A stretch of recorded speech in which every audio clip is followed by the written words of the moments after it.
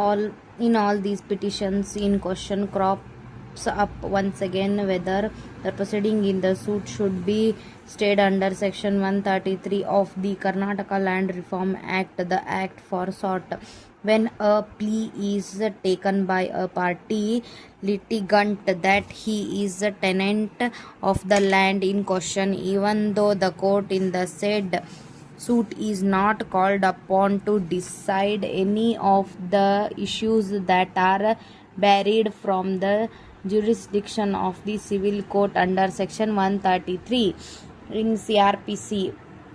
The defendant have challenged the impugned order of the court below, refusing to stay the proceedings in suits filed by the plaintiff for the relief of a permanent injunction.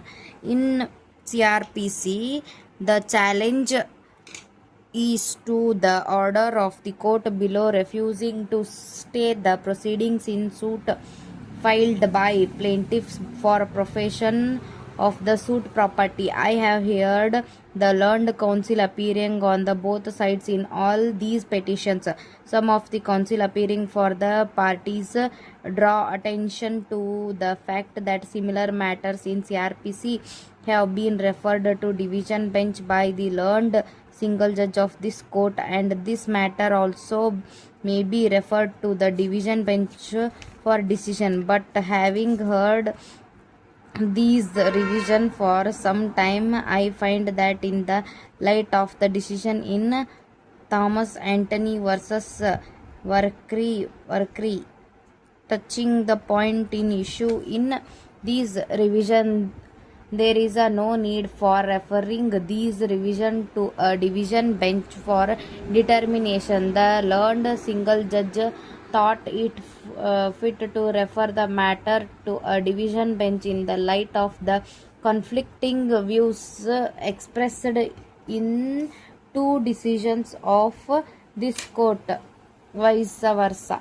In Maliyappa Puttappa and B.V. Subbachari B.K. Jorappa touching the question in issue, but the very issue have been dealt with and determined by the apex court in the case of Thomas Anthony Supra. I do not find it necessary to refer these revision also to the division bench of decision. Section 132 of the Act bears the jurisdiction of the civil court in certain matters. The bar as uncited in under Section 132 as follows. No civil court shall be jurisdiction have to settle, decide or deal with any question which is by or under this act required to be settled, decided, dealt with by the deputy commissioner and officer authorized under subsection 1.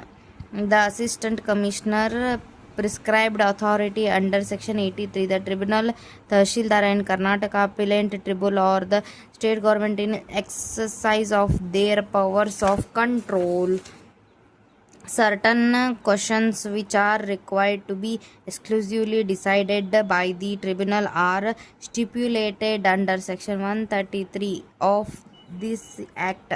These questions are suits proceedings involving questions required to be decided by the tribunal, notwithstanding anything in any law for the time being enforced. No civil or criminal court or officer or authority shall in any suit, case or proceedings concerning land decide the question whether the such land is not agricultural land and whether the person claiming to be in possession or in is not to tenant of the said land from prior to 1st March. The bar is only against deciding the questions whether the land is or is not agricultural land and whether person claiming to be in possession of land or is not tenant. The question that arises for consideration in these petitions is whether the civil court should refuse to produce with the suit filed for bare injunction or for possession on the ground that the defendant is claiming occupancy right before the tribunal.